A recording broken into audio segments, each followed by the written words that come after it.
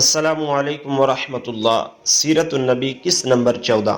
آپ صلی اللہ علیہ وآلہ وسلم کی عمر 35 سال ہوئی تو مکہ میں زبردست سیلاب آیا۔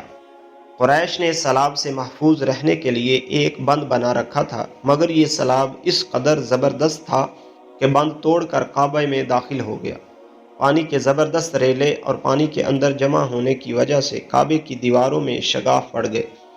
اس سے پہلے ایک مرتبہ یہ دیواریں آگ لگ جانے کی وجہ سے کمزور ہو چکی تھیں، اور یہ واقعہ اس طرح ہوا کہ ایک مرتبہ کوئی عورت کعبے کو دونی دے رہی تھی کہ اس آگ میں سے ایک چنگاری اڑ کر کعبہ کے پردوں تک پہنچ گئی۔ اس سے پردوں کو آگ لگ گئی اور دیواریں تک جل گئیں۔ اس طرح دیواریں بہت کمزور ہو گئی تھیں۔ یہی وجہ تھی کہ سیلاب نے ان کو کمزور دیواروں میں شگاف کر دیے۔ سیدنا ابراہیم علیہ السلام نے کعبے کی جو دیواریں اٹھائی تھیں وہ 9 گز اونچی تھی۔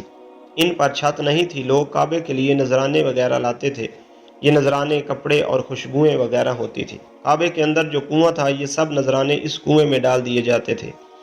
کنواں اندرونی حصے میں دائیں طرف تھا۔ اس کو کعبے کا خزانہ کہا جاتا تھا۔ کعبے کے خزانے کو ایک مرتبہ ایک چور نے چرانے کی کوشش کی۔ چور کنویں ہی میں مر گیا۔ اس کے بعد اللہ تعالیٰ نے اس کی حفاظت کے لیے ایک سانپ کو مقرر کر دیا۔ یہ سانپ کنویں کے منڈیر پر بیٹھا رہتا تھا، کسی کو خزانے کے نزدیک نہیں آنے دیتا تھا۔ قریش بھی اس سے خوف زدہ رہتے تھے۔ اب جب کہ کعبے کی دیواروں میں شگاف پڑ گئے اور نئے سرے سے اس کی تعمیر کا مسئلہ پیش آیا تو اللہ تعالیٰ نے ایک پرندے کو بھیجا۔ وہ اس سانپ کو اٹھا کر لے گیا۔ البدایہ والنہایہ۔ یہ دیکھ کر قریش کے لوگ بہت خوش ہوئے۔ اب انہوں نے نئے سرے سے کعبے کی تعمیر کا فیصلہ کر لیا اور پروگرام بنایا کہ بنیادیں مضبوط بنا کر دیواروں کو زیادہ اونچا اٹھایا جائے۔ اس طرح دروازے کو بھی اونچا کر دیا جائے گا تاکہ کعبے میں کوئی داخل نہ ہو، صرف وہی شخص داخل ہو جسے وہ اجازت دے۔ اب انہوں نے پتھر جمع کیے۔ ہر قبیلہ اپنے حصے کے پتھر الگ جمع کر رہا تھا۔ چندہ بھی جمع کیا گیا۔ چندے میں انہوں نے پاک کمائی دی، ناپاک کمائی نہیں دی۔ مثلاً طوائفوں کی آمدنی، سود کی کمائی، دوسروں کا مال غصب کر کے حاصل کی گئی دولت چندے میں نہیں دی، اور پاک کمائی انہوں نے بلا وجہ نہیں دی تھی۔ ایک خاص واقعہ پیش آیا تھا جس سے وہ اس نتیجے پر پہنچے تھے کہ اس کام میں صرف پاک کمائی لگائی جائے گی۔ وہ واقعہ یوں تھا، ایک قریشی سردار ابو وہب عمر بن عابد نے جب یہ کام شروع کرنے کے لیے ایک پتھر اٹھایا تو پتھر اس کے ہاتھ سے نکل کر پھر اسی جگہ پہنچ گیا جہاں سے اسے اٹھایا گیا تھا۔ اس پر قریشی حیران و پریشان ہوئے۔ آخر خود وہب کھڑا ہوا اور بولا، اے گروہ قریش، کعبے کی بنیادوں میں سوائے پاک مال کے کوئی دوسرا مال شامل مت کرنا۔ بیت اللہ کی تعمیر میں کسی بدکار عورت کی کمائی، سود کی کمائی یا زبردستی حاصل کی گئی دولت ہرگز شامل نہ کرنا۔ یہ وہب نبی کریم صلی اللہ علیہ وآلہ وسلم کے والد حضرت عبداللہ کا ماموں تھا اور اپنی قوم میں ایک شریف آدمی تھا۔ جب قریش کے لوگ خانہ کعبہ کی تعمیر کے لیے پتھر ڈھونڈ رہے تھے تو ان کے ساتھ نبی کریم صلی اللہ علیہ وآلہ وسلم بھی پتھر ڈھونڈنے میں شریک تھے۔ آپ پتھر اپنی گردن پر رکھ کر لا رہے تھے۔ تعمیر شروع کرنے سے پہلے قریش کے لوگوں نے خوف محسوس کیا کہ دیواریں گرانے سے کہیں ان پر کوئی مصیبت نازل نہ ہو جائے۔ آخر ایک سردار ولید بن مغیرہ نے کہا، کعبہ کی دیواریں گرانے سے تمہارا ارادہ اصلاح اور مرمت کا ہے یا اس کو خراب کرنے کا؟ جواب میں لوگوں نے کہا، ظاہر ہے ہم تو مرمت اور اصلاح چاہتے ہیں۔ یہ سن کر ولید نے کہا، تب پھر سمجھ لو اللہ تعالیٰ اصلاح کرنے والوں کو برباد نہیں کرتا۔ پھر ولید ہی نے گرانے کے کام کی ابتدا کی، لیکن اس نے بھی صرف ایک حصہ ہی گرایا تاکہ معلوم ہو جائے کہ اس پر کوئی تباہی تو نہیں آتی۔ جب وہ رات خیریت سے گزر گئی تب دوسرے دن سب لوگ اس کے ساتھ شریک ہو گئے اور پوری عمارت گرا دی، یہاں تک کہ اس کی بنیاد تک پہنچ گئے۔ یہ بنیاد حضرت ابراہیم علیہ السلام کے ہاتھ کی رکھی ہوئی تھی۔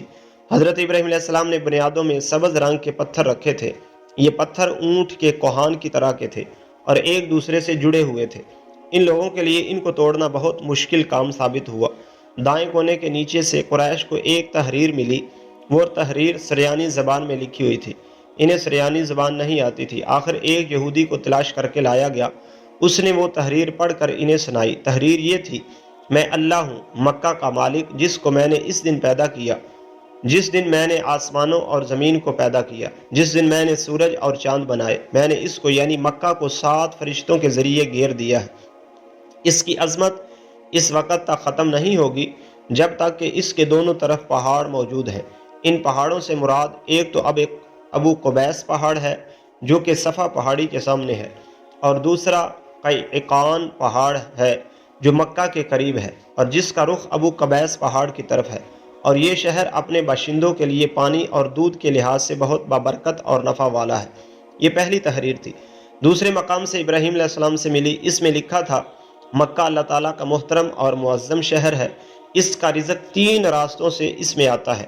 یہاں 3 راستوں سے مراد قریش کے 3 تجارتی راستے ہیں، ان راستوں سے قافلے آتے جاتے تھے۔